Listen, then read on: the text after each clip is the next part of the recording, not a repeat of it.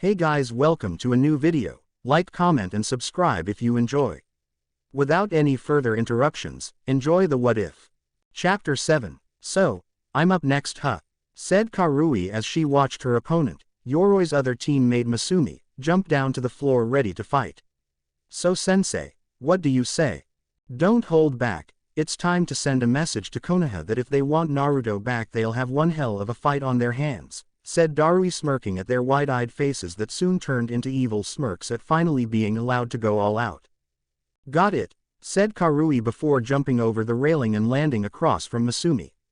He was dressed in the similar outfit to his teammates, only his seemed to be a combination of the both. He had the purple bodysuit that all of them wore, and the purple masks like Yoroi, but he had clear glasses like Kabuto.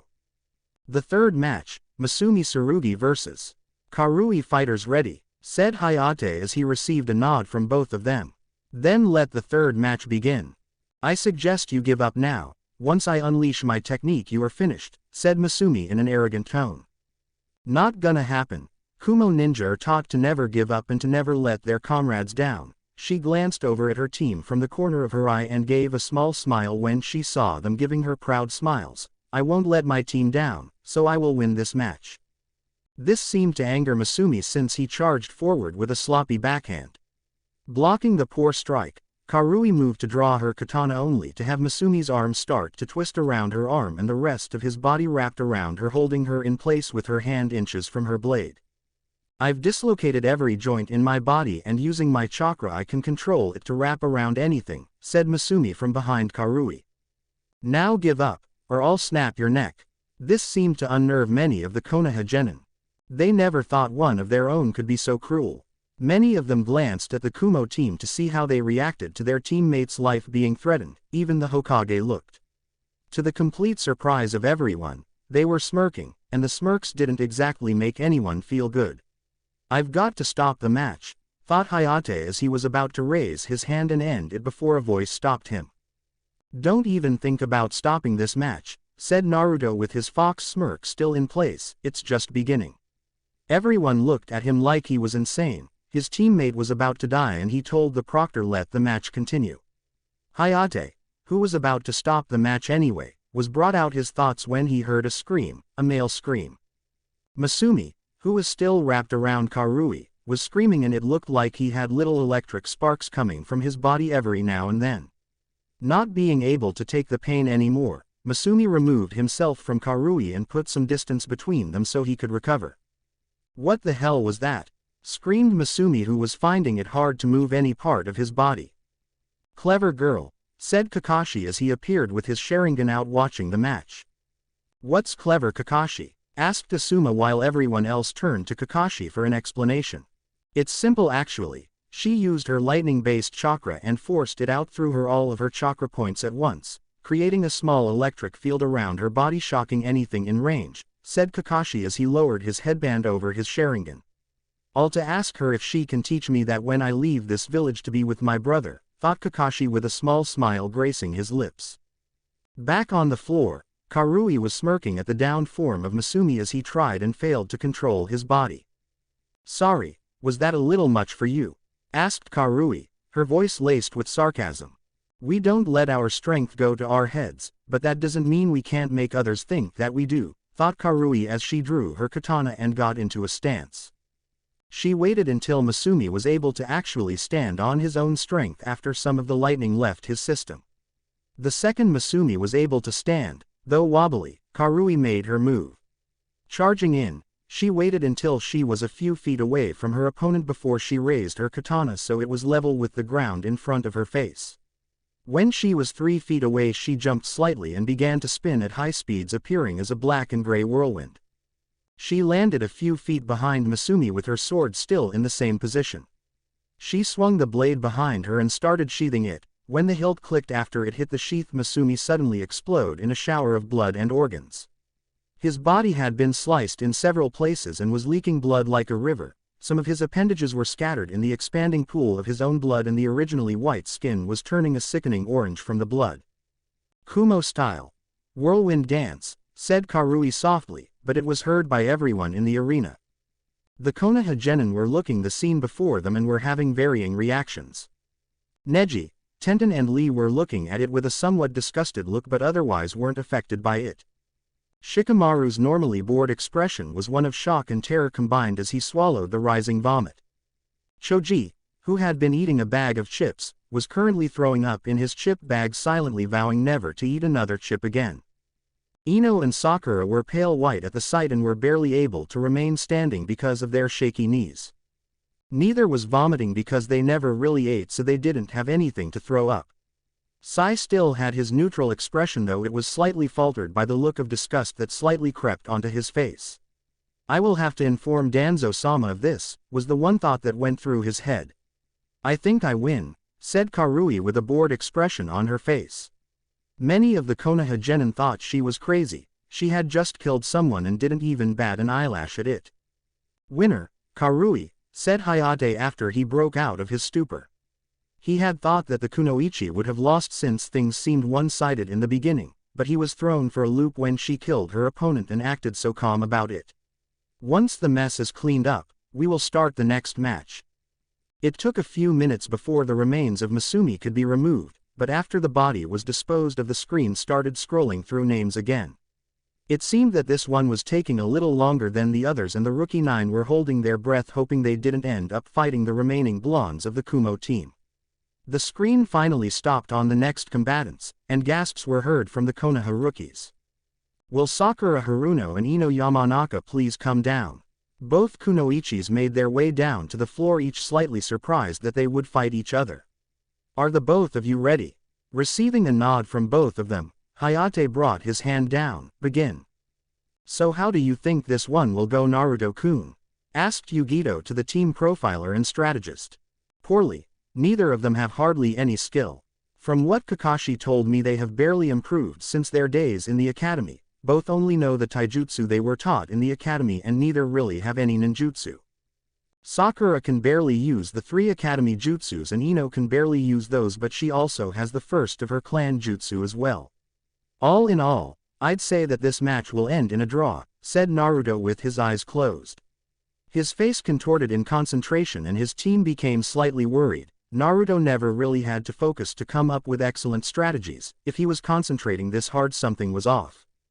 What's wrong, Naruto? Asked Darui as he moved to stand next to his student and placed a hand on his shoulder. Karui stepped up his other side and looked at her friend with concern. Something was troubling Naruto and it couldn't be good. Yugito got off the rail and wrapped her arms around her boyfriend's neck to help calm him down if he got worked up. Naruto's eyes suddenly snapped open with shock evident in the ocean blue orbs.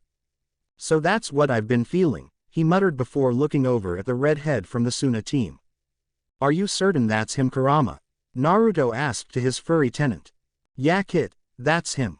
I'd know that chakra anywhere, that's definitely Shukaku's host, was the answer he received. I'll try and talk to him after the exams. Be cautious around him, kid. Shukaku may be a bloodthirsty killer, but he knows his place among the 9. When you do talk to him, flare my chakra, that should be enough to make him back off from killing you. Right. Thought Naruto before cutting to link with the fox. Be cautious around the redhead with the gourd, he's like Yugito-chan and he has a demon, the one-tailed raccoon Shukaku. This caught his team off guard. Of all the things they were expecting him to say, it wasn't that there was another Jinchuriki in the exams. Alright, Naruto, Yugito, even though Kurama and Matabi are stronger than Shukaku, fight him with caution if you fight him at all. Karui, if you face him in the finals I want you to forfeit, but if his status as a Jinchuriki hasn't been found out, tell them he is one. That should cause some problems for Konoha, knowing the villagers' hatred of Jinchuriki, said Darui as he shot a quick glance to the Hokage and saw him frowning at all of them, except Naruto. With the Hokage same time, Sarutobi was watching this poor example of kunoichi ability and was wondering how those two had graduated the academy. That's right, the damn civilian council managed to get control of the academy. Turning away from the match, Sarutobi turned to look at his favorite blonde only to see him with his eyes closed and a look of extreme concentration on his face. It looked like he was fighting something. He must be fighting the loyalty seal. Come on, Naruto, you can break it, don't let them control you. Thought the aged the cage in excitement and worry. His thoughts turned dark when he saw the Kumo Junin place a hand on Naruto's shoulder and the blonde-haired slut wrapped her arms around him. They must be trying to reinforce the seal, come on Naruto. His hopes raised when he saw the blonde's eyes snap open with a look of shock on his face while he looked around the arena. He broke free. Sarutobi was considering going over and taking the blonde away from the Kumo bastards, when he saw him start to talk to them again. Damn it, they must have reinforced the seal somehow. Don't worry Naruto, you will be back in your rightful home soon. Sarutobi turned his attention back to the fight to see that it had ended in a double knock. Since neither combatant can continue the fourth match as a draw, said Hayate after checking both girls.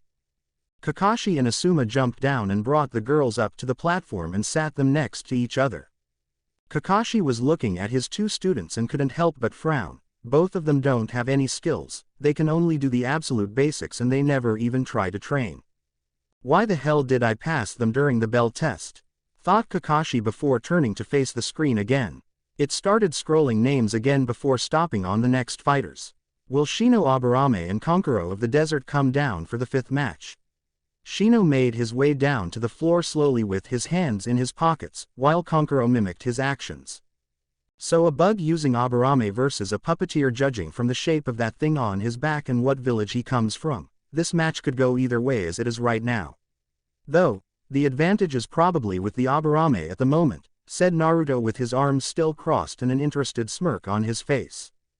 Why do you think the Aburame has the advantage? Puppeteers are tricky opponents and are good at coming up with a plan on the spot, said Karui as she watched the two go at it. Kankuro was using his puppet skills to perfection and keeping Shino at a distance. It looks like that Kankuro guy has this one wrapped up. The Aburame can't even get in close enough to strike, said Yugito with a smirk. Don't count an Aburame out so soon. They may be mostly mid-range fighters but they are known for their calm calculating minds as much as they are their bugs, said Darui with his arms crossed much like Naruto. True to their predictions, Shino had won the match. Though he had taken some hits from Kankuro's poisoned weapons, the insects in his body had been able to eat and neutralize all of it. Things seemed to be going in Kankuro's favor at first, but he failed to notice that Shino had planted a female beetle on him and because of that many other male beetles landed on his body and started draining his chakra slowly. Before Kankuro knew what had happened, his chakra was gone, his puppet was on the ground useless and he had a kunai to his throat. Told you so, said Naruto and Darui at the same time. Karui and Yugito just pouted at being wrong again and turned to face the screen to see who would be going next. The next match caused many people, even those not from Konoha, to gasp in surprise. The competitors were Lee and Neji Hyuga. This should be good, said Naruto with a smirk. With Team Guy. Guy was currently cursing his luck with thoughts that would make a drunken sailor blush scarlet. Guy-sensei, they can't really expect Neji and Lee to fight each other, can they? Asked Tenten with worry clearly evident in her voice. She glanced at her teammates and noticed that neither of them were acting like their usual selves. Lee was particularly quiet with a determined and serious expression on his normally happy and carefree face. She knew that Lee considered Neji as his rival like Guy considered Kakashi his, but it seemed that Lee took his rivalry with their teammate much more seriously than their sensei did. Neji's normal scowl had been replaced by a look of mild shock mixed in with a sinister smirk. He had been itching to face Lee in a battle just to put the annoying shinobi in his place and to prove to him that no matter how hard one tried, no one could defy fate. Unfortunately Tenten, they can. Once the second part of the exams is completed there are no teams because the final part of the exams is a tournament-style battle between everyone who passed the previous two exams. Even if two competitors were siblings or relatives of any fashion they would be forced to fight one another, said Guy in a somber tone. He knew this match wouldn't end well, no matter who the winner was. Before anything else could be said, both Neji and Lee jumped over the railing and moved so they were standing across from one another. Everyone could feel the tension in the air, as the two teammates stared each other down, both ready to fight to prove their beliefs. With Team 20, this has got to be tearing Guy Neeson apart, his most prized student and his most gifted student going head to head. No matter who wins this match, Guy Neeson will be the victim, said Naruto with his head bowed slightly. Before he had left the village, Guy had introduced him to a young Lee who he claimed would one day be his successor as a taijutsu master. Though he wasn't in the same category as his other siblings, Lee was still a very close person to Naruto, and he vowed to make sure he survived this match. In the arena, the sixth match, Rock Lee vs. Neji Hyuga, "Are you both ready?" asked Hayate, receiving 2 nods in return. "Very well then, let the sixth match begin," he said as he jumped out of the way of the 2 combatants. Lee didn't waste any time. The second Hayate was clear. He charged at Neji with burning determination in his eyes. Neji anticipated this and had already started getting into his Juken stance before Hayate had even started the match. Moving with speed that surprised even his team, Neji batted away the incoming punch and sent a Juken strike at Lee's left shoulder. Seeing the oncoming threat, Lee used the momentum of his punch being blocked to roll out of the way of the strike and put some distance between the 2 of them. "Why do you even bother to fight? Fate has already decided the winner of this match," said Neji as he watched his opponent with a scowl. "I fight because I will prove that hard work triumphs over natural genius," said Lee in an oddly serious voice that surprised those that knew him. "No one can defy fate. We are each given a path to follow at birth and we must follow it obediently. You were born a failure. Once a failure, always a failure," said Neji as he activated his Byakugan and got into his Juken stance again. Lee frowned but didn't say anything. Instead he reached into his orange leg warmers and pulled out 2 weights before throwing them at Neji's feet. Said Hyuga was confused by this move and wasn't prepared for the results. When the weights met the floor, the ground underneath him cracked and exploded with dust. Neji was slightly shocked that Lee had that much weight on him at all times. He knew his teammate trained with weights like their sensei, but he never expected him to have that much. Lee took advantage of the cover the dust provided and vanished from sight in an impressive burst of speed. The only ones who could see him were those who were used to fighting at high speeds, and those with gifted eyes. "Damn, Lee got fast. I can't believe that he forced me to use your eyes just to even see him, Kurama," thought Naruto as he followed Lee's movements with his red-slitted eyes with a black sclera. "Same here, Kit. He's nowhere near the speeds the Biju are capable of when we fight, but he is definitely one of the fastest humans I've ever seen," thought Kurama with surprise evident in his thoughts. Neji was sure he would have lost his head if it wasn't for his Byakugan. The kick that passed over his head could have easily torn through a tree like a hot knife through butter. Not wanting to take the chance of Lee getting another try with one of those kicks, he spun around and launched a quick barrage of Juken strikes to keep Lee on the defensive. It seemed to work as Lee couldn't get enough distance to use his speed to attack and was forced to continuously dodge the barrage of lethal strikes. With Guy and Tenten, Tenten was having an inner battle with herself. She couldn't decide who to root for.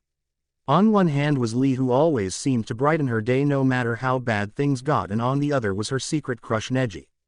She just couldn't decide who she wanted to win, so she decided that as long as both of them survived this match she could live with that no matter who won.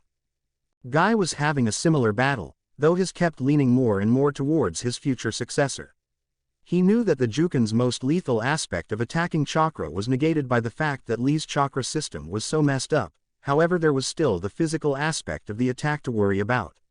"Please Lee, if it looks hopeless just surrender," thought Guy as he continued to watch as his 2 students fought. In the arena, "Damn, I can't use my speed in this tight space. I need to get some space so I can finish this," thought Lee as he continued to dodge the dangerous taijutsu of the Hyuga clan. He got his chance when Neji stumbled on the rubble that his weights caused. Not wasting a second, he jumped back and vanished in a blur. Cursing under his breath, Neji spun around and used a Juken-enhanced palm to block the roundhouse Lee aimed at chest. Wincing at the pain the palm caused in his leg, Lee used his impressive leg strength to rotate around Neji's palm and delivered a devastating kick to the side of the Hyuga genius's head. Neji was sent sprawling because of the kick and didn't stop until he collided with the opposite wall in a heap. Getting back to his feet, Neji charged at Lee, while said taijutsu user moved to meet him halfway. They met in a flurry of taijutsu strikes, each of them unleashing a barrage of strikes from their own style. With Team 20, "Something's not right," Naruto muttered under his breath. He looked at the match closer, specifically Neji, trying to figure out what was wrong. At first glance everything seemed normal, well as normal as a taijutsu match between 2 of Konoha's most feared styles can be. The answer came to him when he noticed Neji slightly change the trajectory of one of his Juken strikes. "Oh shit," thought Naruto as he quickly moved towards his spandex-wearing sibling, garnering curious looks from his team and a hopeful one from the Hokage. "Guy," he said once he was close, catching the attention of his brother and the kunoichi in training, "you have to make Lee forfeit the match, now." Guy was surprised. From what he could tell, the match was fairly balanced with neither of his students getting the upper hand. However, he knew that his little brother would never try to sabotage a friend, it just wasn't in him to do that. But that still left the question as to why he wanted Lee to forfeit when there was still a chance for him to win. "Guy, you have make him forfeit now, if not he's going to die," Naruto tried again, this time with a little more urgency, and if Guy heard it right, fear in his voice. Now Guy was worried. Naruto didn't fear easily, but there were certain things that absolutely terrified him that he knew of, one of which was losing someone close to him. Taking another quick look towards the taijutsu match going on, he turned to his little brother with a concerned look. "What's wrong, Naruto? How is Lee going to die?" Naruto sighed. He knew this was going to be the hardest part for Guy, to know that one of your students was trying to kill another student you viewed as a son. Neji is using the Juken's physical aspect to target Lee's heart. He's slightly altering weaker strikes so as not to draw attention to himself. He's already landed about 5 strikes, if he lands another 2, Lee will die, Naruto said solemnly. Guy looked a mixture of shock and rage that one of his students could be trying to kill their teammate was unforgivable to him. "Lee," he shouted, grabbing the attention of everyone in the arena along with the 2 combatants, "Lee, you must stop now, forfeit the match. You have already proven that you are strong, that's all that matters." Lee looked at his sensei with confusion, unfortunately giving Neji an opening. Charging another Juken palm strike, he launched it forward and nailed Lee in the chest. Lee was sent flying across the arena before crashing into the wall on the far side with a sickening crunch. Wanting to finish this now, Neji charged forward at speeds that could match a seasoned Chunin with his right hand poised to deliver the finishing blow. Guy and the other Junins were about to move to stop the boy before anything else could happen, but before they could even move, someone beat them to the punch. Naruto stood in front of Lee holding Neji in what could only be called an execution stance.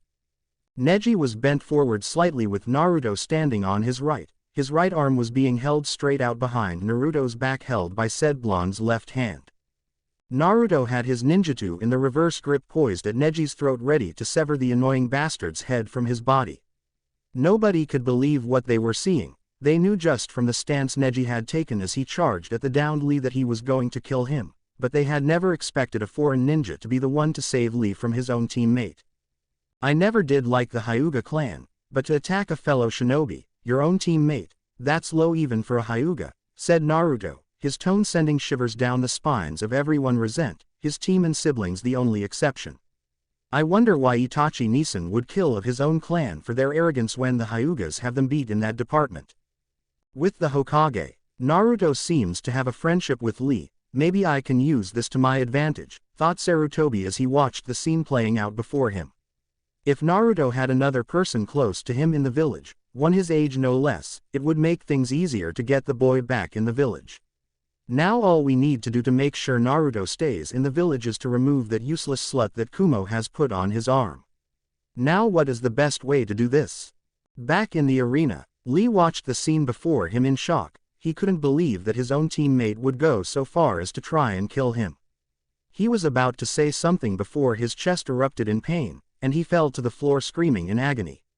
This seemed to break everyone out of their thoughts of what had transpired and had the Junin moving to see what was wrong. Hayate had called for the medics the second the scream left Lee's mouth and moved to relieve Naruto's hold on Neji. Guy and the other Junin all landed in the arena and split up to help where they were most needed. Guy and Anko moved to the downed form of Lee, Guy to offer support and watch over his surrogate son, and Anko to help the medics with her expert knowledge of human anatomy. Kakashi, Asuma and Kurenai moved to help Hayate with the situation Neji currently found himself in. Hayate and Asuma stayed back as they watched their fellow Junin convince the blonde shinobi to release Neji. "Naruto, I know you're upset about Neji's actions towards Lee, but if you kill him now then things will only get worse for you. He's not worth your time, little brother. Let us take care of this," said Kakashi as he watched Naruto internally debate whether or not to listen. He sighed in relief when his brother nodded in agreement and vanished in a burst of speed, leaving Neji to fall flat on his face. Kurenai reacted immediately and put the arrogant Hyuga in a genjutsu to keep him asleep for the remainder of the prelims so he couldn't cause any more problems. "Hayate called the match," said Kakashi after he saw Guy leave with the medics carrying Lee. "Winner. Neji Hyuga," said Hayate as he made everyone else clear the arena so that the matches could continue. Yugito had her arms wrapped around her boyfriend's waist trying to calm him down before anything else pissed him off. When they heard Hayate announce the next match was going to be between Lee's other teammate and the girl from the Suna team, she took advantage of it and tried to take her boyfriend's mind off of what just happened. "So Naruto-kun, what do you think about this match?" She knew that when he was concentrating on something that he liked it was a hell of a lot easier to keep him calm. Naruto smiled slightly at the question. He knew what his girlfriend was trying to do and who was he to deny her. "Well, from what we've seen and from what Guy Neeson told us, his team has no ninjutsu whatsoever. Lee is a taijutsu user for the sole reason he can't use chakra. Neji, as we just witnessed, relies solely on the Hyuga Juken style to fight. Tenten, though she has trained well in taijutsu as a weapons user at heart, and I doubt anything will ever change that. That Tamari girl appears to be a wind mistress in training, if that fan on her back is anything to go by. All in all, Tamari is going to win. She is the worst possible opponent Tenten could have drawn. Her skills in using wind will prevent Tenten's weapons from ever getting anywhere near her," said Naruto as he physically relaxed into Yugito's embrace. The rest of Team 20 was once again impressed with their teammates' students' analytical skills. They were with him when his siblings had told him about their students and about more of the higher-ranking shinobi that he would most likely run into while in the village. Kurenai, Guy and Kakashi hadn't said much about their teams, just basic skills and what their overall ranking was. Even the three of them working together wouldn't have been able to analyze what Naruto did in a matter of seconds. "I don't want to have to bring this up, but we need a plan for after the prelims are over," said Karui as she glanced towards the aging Hokage when she finished. Naruto nodded in understanding. He had a feeling that once these prelims were over the shit was going to hit the fan, big time. "The old man is up to something. I can tell by the look on his face he has a plan set up that could cause some serious problems for us," said Naruto as he glanced at the aged Kage with a calculating eye. He could tell his posture tensed as the matches progressed, meaning that whatever he had planned would start almost as soon as the prelims finished. He noticed that Sarutobi glanced in multiple directions rather quickly, but he noticed who he was looking at, all of the Konoha Kunoichi present. Judging by who the old man glanced at, things are not going to end well for anyone, especially if Yugito-chan gets wind of it, thought Naruto with slight shudder. His girlfriend could be as powerful and as terrifying as a Kage-level shinobi when she was pissed, and not even Kurama or Matabi would dare try and get in her way. Naruto looked toward the match to see that his prediction had come true and Tamari had indeed won. He had one last thought before the screen showed the next two competitors. "I think it's safe to assume the old man has already signed his death warrant." Chapter 8. "We will now decide the 8th match," said Hayate as the screen started flashing through the names of the remaining 8 genin. The tension seemed to mount as the screen continued to speed through names without end. All the remaining genin were tensed, ready for their turn to fight, well, all except a few. Gaara just stood motionless, not caring if he was the next to fight. He knew that whoever he fought he would satisfy his mother with their blood. Dosu just stared at the screen with a passive look on his face. The only ones left are the Aikibi Jinchuriki, the Hyuga heiress, and Akamichi, and Inuzuka, that pale Konoha genin, 2 Kumo genin and myself. My chances are good against any of the Konoha genin. I don't stand a chance against the Aikibi, and the 2 Kumo genin don't look that strong.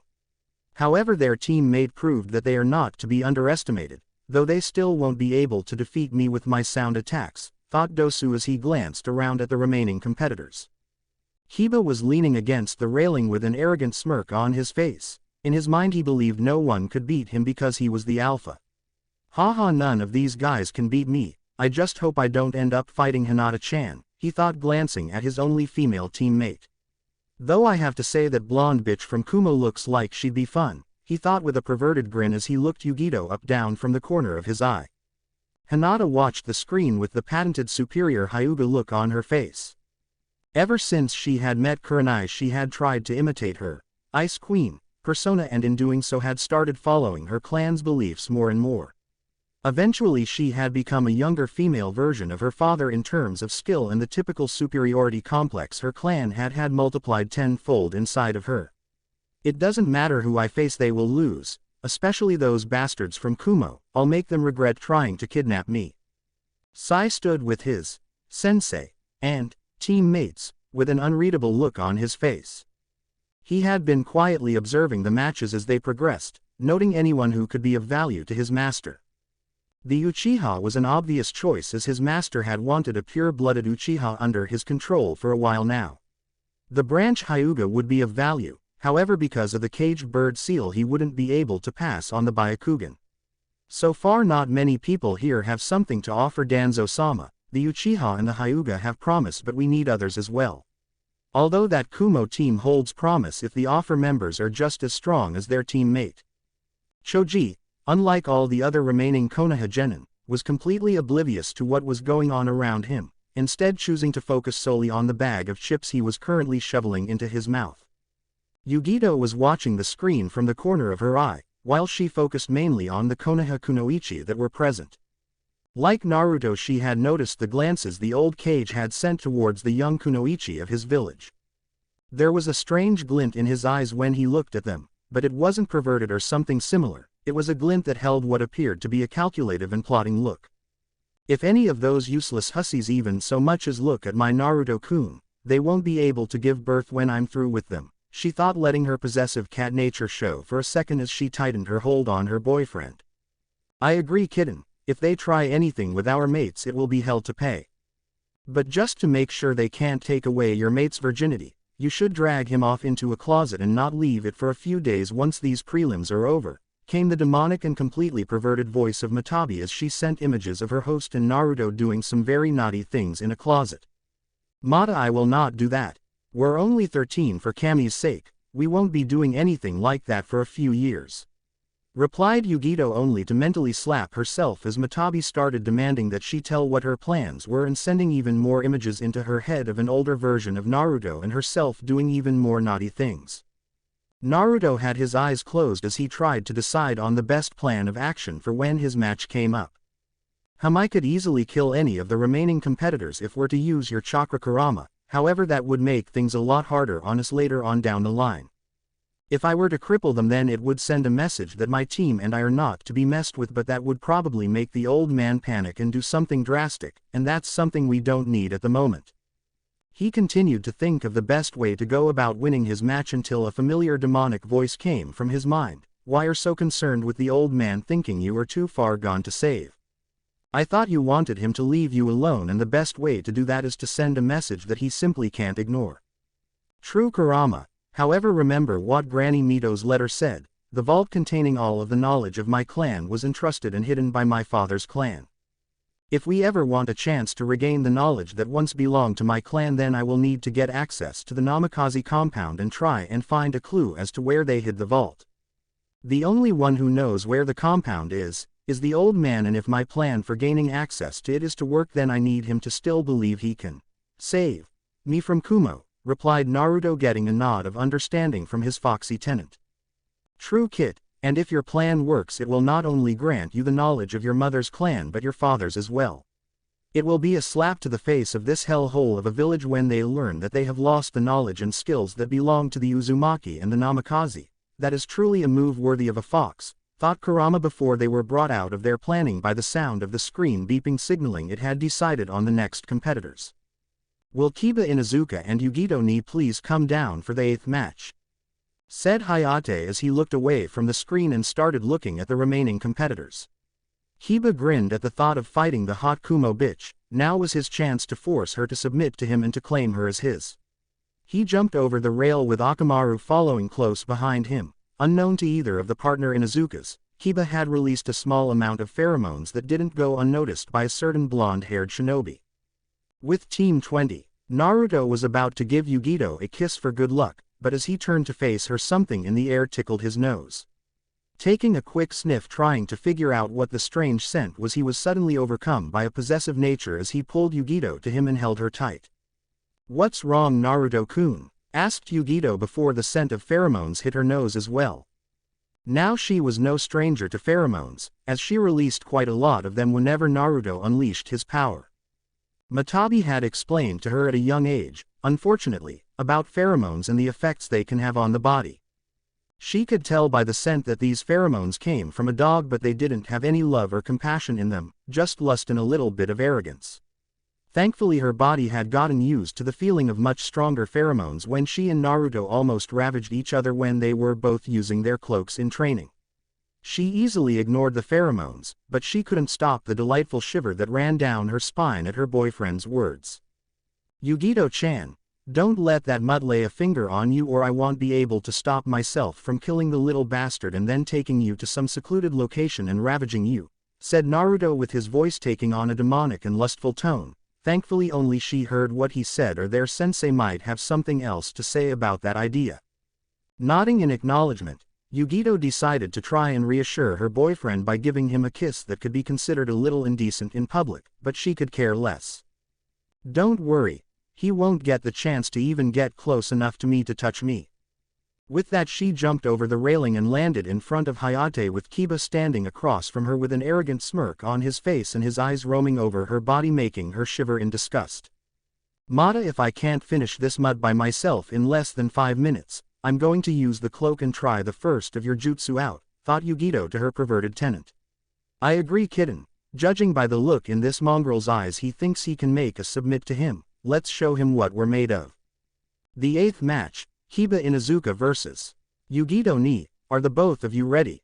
Asked Hayate, receiving a confident nod from Kiba and a harsh glare from Yugito that had him suppressing a shudder and silently praying that he never pissed this particular kunoichi off. Begin, he shouted before getting the hell out of the way, knowing this particular match was going to be a shit fest. Now what's a hot girl like you doing with a loser like Blondie over there? I'm the one you should be with since I'm an alpha, said Kiba, releasing his animal dominance. Is he seriously trying to make me submit to him with this pathetic dominance? Naruto-kun lets out more dominance in his sleep. If this is his maximum dominance level then he is no alpha, thought Yugito before she charged at the stunned form of Kiba. When she was in range she spun around and nailed the arrogant mutt with a strong heel to the face. Akamaru just stood there stunned that his partner's dominance could be thrown off so easily. He turned to look at the girl who had just knocked his partner out and felt the dominance coming from her. He wasn't as stupid as his partner to think they were alpha status, but he could tell that this girl was an alpha female not to be messed with. Hayate stood stunned at how the Kumo Kunoichi had easily defeated the heir of the Inuzuka clan. If she could defeat a clan heir so easily and her teammate could kill one of our shinobis without breaking a sweat, this team is not to be messed with. If his teammates are anything to go by, Naruto should easily defeat any of the remaining contestants, thought Hayate before checking Kiba and finding him knocked out cold. Winner. Yugito ni, said Hayate as the medics came and took Kiba away. Yugito jumped back up to her team and was met with a searing kiss from her boyfriend that left her breathless and lightheaded. Way to put the mud in his place, said Karui as her two teammates continued to look into each other's eyes. Okay, that's enough for now. We don't need you two getting it on in front of everyone, she said rather loudly, producing blushes from all of the rookie 9 save for Sasuke, who was fuming at not being to activate his Sharingan, and Sai, who just kept his impassive expression. Kakashi was giggling like crazy. He took out a small notepad and started writing stuff down with the intention of sending this to his favorite author. With the Hokage, she seems to be fairly skilled. Getting rid of her will be harder than I anticipated, but nothing my Anbu can't handle, thought Sarutobi as he watched the scene of Naruto and the Kumo bitch trying to eat each other's faces. Soon Naruto, soon you shall be returned to your true home here in Konoha and nothing will get in my way. Back in the arena, the 9th match will be between Dosu Kinyuda and Gaara of the Desert, said Hayate as said competitors sand-shunshined and jumped over the railing respectively. Once they were both standing across from one another, Hayate gave them the signal to begin while jumping away. Dosu wasted no time and charged Gaara while pulling up his right sleeve, revealing his melody arm ready to strike. Gaara didn't even try to dodge, and when Dosu was in striking distance, sand shot out of his guard and caught the sound genin in a cocoon of sand. Mother will have your blood, said Gaara in his deadly monotone while raising his right arm with his palm facing the trapped Dosu. Now die, he said before closing his hand into a fist and crushing Dosu before he even had a chance to scream. With Team 20, so that's what Shukaku grants his host, the ability to control sand, though I have a feeling that he is only scratching the surface with his sand abilities, said Naruto as watched Gaara mercilessly kill Dosu before returning to his place in between his siblings. You're right, kid, when the sage and his son gave us our power we each chose a different skill to specialize in. Shukaku chose to wield the power of sand and created many jutsu using this unique skill. His container has only scratched the surface of what Shukaku is truly capable of, thought Kurama before he laid back down for a nap. Lazy fox, thought Naruto before he returned his attention to the screen that had just stopped on the next two fighters. In the arena, will Hinata Hyuga and Choji Akamichi please come down for the 10th match, called Hayate as he glanced at the screen. Said Hyuga heiress jumped over the rail and stood in front of Hayate with the patented Hyuga smirk on her face. Choji on the other hand tried to hide behind the rails before Asuma bribed him with barbecue to get him to fight. Fighters ready. Getting two nods he brought his hand down before jumping back to safety. Begin. Hinata wasted no time and charged forward with a barrage of Juken strikes. Choji tried to dodge as many as he could but a few managed meet their mark on his body, namely his legs. Hinata jumped back seeing that her opponent was all but finished now that he couldn't dodge. Why don't you just go ahead and surrender, you're no match any Hyuga, especially not the heiress of the clan, she said with the classic Hyuga death glare. Poor Choji didn't know what to do. He could see that he had no chance of winning this match, not with the condition his leg was in, but he also didn't want to disappoint his sensei, plus all that barbecue was a very tempting reason to continue. In the end, he raised his hand and spoke in a resigned voice. Proctor, I forfeit the match. Hinata's smirk grew, if that was possible, when she heard that. It just reinforced her belief that she was untouchable because of who she was. With Team 20, what a bitch, said Yugito as she watched the two Konoha ninja walk back to their respective teams. She couldn't help but notice the scowl on Kurenai's face as she looked at her only female student. I guess that's why she doesn't mind leaving her team behind. The only decent one is the Aburame while his teammates are both arrogant pricks. So that's the heiress of the Hyuga clan, not much of a kunoichi if that's the attitude she shows towards her own allies, said Naruto as he glanced at the only remaining competitor, other than himself. Something doesn't feel right about him. Since they are the last two competitors left, will Naruto Uzumaki and Sai please come down for the final match, said Hayate as he fought down a coughing fit. Sai jumped over the rail and landed in front of Hayate with his still expressionless face. Naruto just stood with his team with an annoyed look on his face. Seriously, how many times do I have to tell them before they start using my true name? Screamed Naruto in his head while his eyebrow began to twitch. Naruto Uzumaki, please come down for your match. Hayate tried once again, only succeeding in making said blonde's eyebrow twitch faster. How many times do I have to tell you people before you get it right? It's Naruto Namikaze, you idiots. He screamed before he jumped down to the floor, his face still displaying his annoyance. Hayate looked to the Hokage with shock and a little anger clearly written on his face. Sarutobi had personally told him that the boy's name was Uzumaki and that he was somehow related to his late sensei. Shacking off his shock, for the most part, he turned back to the two shinobi waiting for the signal to begin. Very well, the last match, Naruto Namikaze vs. Sai, are you both ready? He asked, getting a nod from Naruto while Sai just remained motionless. Begin, he said, just barely jumping away before Sai lunged forward with a brush and scroll in his hands. Naruto jumped back trying to figure out what his opponent's abilities were, a brush and a plain scroll. What the hell kind of technique could he use with those? His answer came in the form of a lion made of ink charging for him. Ink. He must infuse his chakra with the ink to control whatever he draws and use it as a weapon. Seems he's a long-range fighter and doesn't like to get in close, though with that Tonto on his back he's probably skilled enough to hold his own if someone managed to get in close enough, thought Naruto as he continued to dodge the lion that Sai had created as well as a newly drawn tiger. Damn, if only I knew some water jutsu, then taking care of these drawings would be a piece of cake. How is it I'm blessed with an affinity towards every element? except the one that would make my life so much easier right now. Naruto ranted in his head as he continued to dodge the ink monsters that seemed to keep multiplying. Sai's mind. His skills don't seem to be as high as everyone expected. It would appear that Orochimaru's spy was more accurate about his skills than he thought Sai as he continued to bombard Naruto with his ink creatures. Still, if my master wants him brought under his control, then so be it. With that thought in mind, he made another ink lion before he moved his brush to the bottom of his scroll and with a few small strokes drew the main mind control seal that would control the branch seal he would place on his target. Unfortunately for him though, Naruto noticed his slight movements. What the hell was with those small strokes at the bottom of his scroll? Thought Naruto as he continued to dodge the ink monsters. Judging by the size of the strokes, and the area that he used for it probably a safe bet that it's some kind of seal. Now the only question is what kind of seal.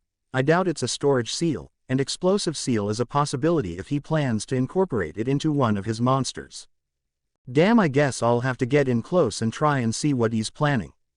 With that he took out his ninjutsu and charged headlong into the swarm of beasts, much to the shock of everyone who didn't know him. Charging wind chakra into the blade, the fox head opened and surrounded the blade a small whirlwind.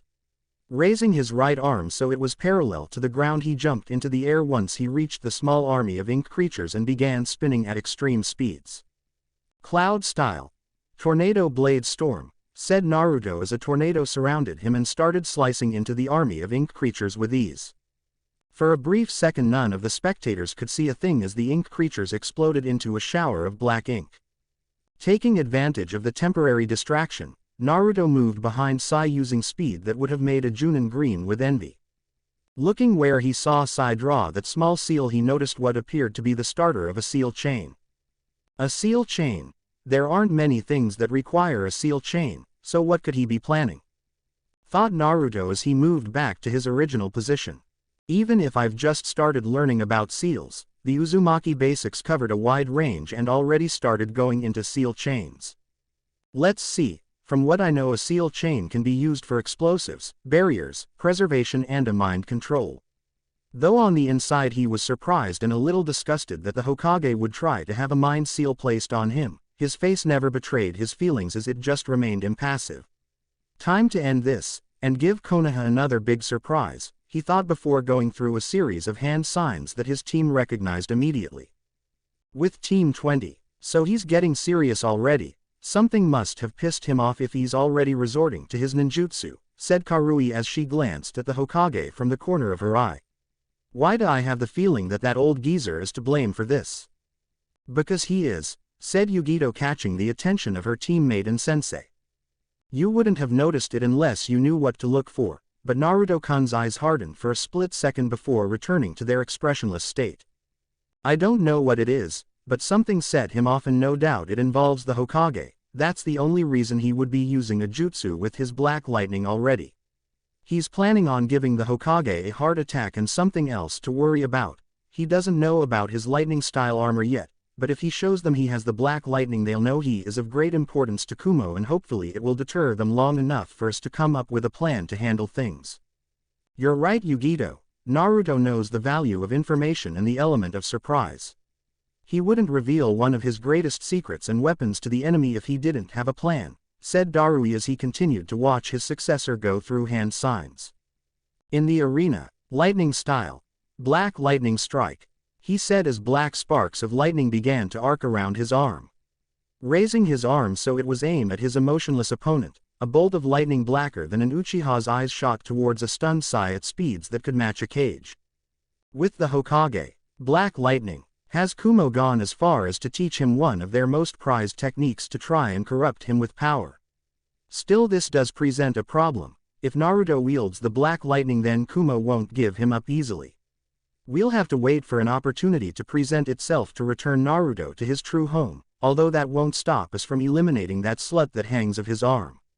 Be patient, Naruto, soon you will be home. With Kakashi, the black lightning and the lightning style armor. With him having both of those techniques in his arsenal, Kumo won't give him up at all. We can only hope that the Hokage doesn't try anything foolish, or it could lead to all-out war between Kumo and Konoha, and I already know where my allegiance would lie, thought Kakashi with a small smile towards his little brother. In the arena, black lightning that should be impossible, thought Sai as his face displayed an emotion for the first time in many years, fear. He hadn't felt such fear since he began his training under Danzo. He'd gone on multiple missions that would be considered suicide for most shinobi his age, and he had come back alive. But now it was clear, he was going to die and nothing could save him. All he could do was watch as the lethal jutsu made its way closer and closer to him, never once wavering in its speed or accuracy. "Forgive me, Danzo-sama, I failed my mission," were his last thoughts before the attack made contact with his chest, right where his heart was. He opened his mouth in a silent scream as the lightning spread throughout his body, turning his organs to ash. However, the lightning stopped at his chest as it pierced through his body, destroying his heart as it went. Naruto cancelled the jutsu and watched on as the lifeless body fell to its knees before falling face first onto the arena floor. There was no blood as the lightning had cauterized the gaping hole in his chest. No one breathed, no one moved, they were all too stunned at what they had just seen to do anything. Sasuke was, once again, scarred out of his mind at the power Naruto wielded. He would often still have nightmares about that day on the bridge, about the power that he had witnessed, the carnage he had seen, and the fear he had felt. He only now realized that he had only seen Naruto use one jutsu that day, and that he had decimated an army with nothing but his ninjutsu. Now he had seen what the blonde was truly capable of, the destruction he could cause with only one simple jutsu. He had read about that particular jutsu in the academy, and it was only a C-rank jutsu as it was designed to paralyze the target while causing minor burns on the body. That very same jutsu had just been used to punch a hole through someone's chest. Am I truly that weak compared to him? He thought as he watched the blonde walk towards his team, leaving the body in the middle of the arena. Sakura and Ino were reliving the fear they felt when they were on the bridge fighting Zabuza with this blonde and his team. After they returned from that mission, they weren't themselves for about a week. Their families tried to get them to talk about what was bothering them, but the only thing they could ever manage to get out of them was Demona Massacre.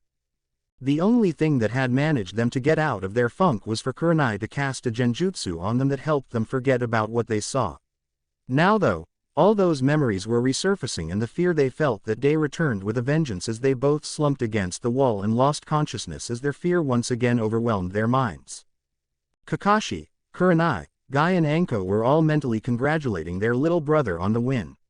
The fact that he killed someone it never even crossed their minds. If anything, it made their pride in Naruto grow that much more. It proved that he knew what it would take to be a shinobi and that he wasn't afraid about having to kill someone to fulfill his duties as a shinobi. Orochimaru was almost foaming at the mouth with what he was seeing. How had his spies not found out about this gem that would be in the exams? His main target may have been Sasuke, but this boy was proving to be a good second choice. I will deal with my spies later, for now I must find a way to mark this promising host to make sure he comes to me for power, he thought before he noticed that his old sensei was eyeing the boy similar to how he was. It seems I might have to postpone my plans for marking the boy. If Sarutobi sensei is that interested in the boy, it could be dangerous to interfere with whatever he's planning for the boy. Besides, once the invasion is over, Sarutobi will be dead and I will have the opening I need to mark the boy. Hiruzen Sarutobi had seen many things in his time as a shinobi. He had watched his comrades fall at the hands of the enemy during the Second Shinobi World, he had witnessed one of Orochimaru's experiments he conducted before he fled the village, he had sent many shinobi to their deaths when he gave them a mission during the last World War, but nothing could have prepared him for the sight he had just witnessed. To see someone you consider a grandson kill one of your shinobi so easily and without so much as a hint of remorse, shook him to his core.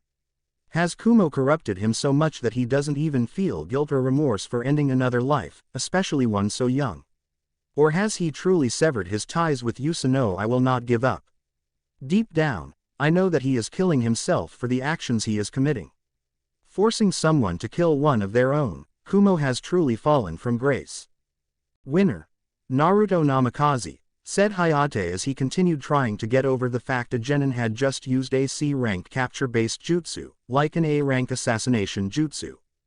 But his skills with a sword remind me so much of Kushina-sensei, yet he looks so much like the fourth, thought Hayate, he immediately noticed the spark of life in his eyes when he wielded his sword. It was the same spark that Kushina-sensei always had whenever she used her own katana. There is no doubt then, he must be Kushina-sensei's and the fourth son. I will have to speak to Kakashi about this revelation. If anyone would know the truth, then it would be him. Shaking off his shock and pushing his thoughts to the back of his mind for now, Sarutobi made his way down to the arena and called everyone who had won their matches down to stand in front of him. When everyone was assembled, he cleared his throat to catch their attention. Congratulations to all of you for making it this far in the exams. Now before we begin the final part of the exams, everyone will draw a number from the box that Anko is holding to determine who will face who in the final exam. Anko stepped forward and started with her little brother before making her way down the line of genin. Now will each of you please read off your number for Ibiki? 1, 5, 3, 9, 2, 4, 8, 10, 6, 7. Ibiki nodded before turning the paper he was writing on for them to see the order of the matches. First match, Naruto Namikaze vs. Neji Hyuga. Second match, Sasuke Uchiha vs. Shino Aburame. Third match, Karui vs. Gaara of the Desert. Fourth match, Shikamaru Nara vs. Tamari of the Desert. Fifth match, Yugito Ni vs. Hinata Hyuga. Now that the matches have been decided, you all will be given 1 month to train and prepare for the finals. You are all dismissed. You will be instructed where to meet after the month-long break, said Sarutobi as he watched the Chunin hopefuls leave with their senseis and teams. I need to speak with the council. The sooner plans are made and implemented, the sooner we will return Naruto to his one true home. Unbeknownst to him, he was being followed by a familiar person with spiky blonde hair who had plans of his own to put into effect. Whatever you're planning, you old fool, I'll make sure the boss knows about it. Thank you for watching. If you enjoyed the video, be sure to like, comment and subscribe, as well as checking out the author on fanfiction.net.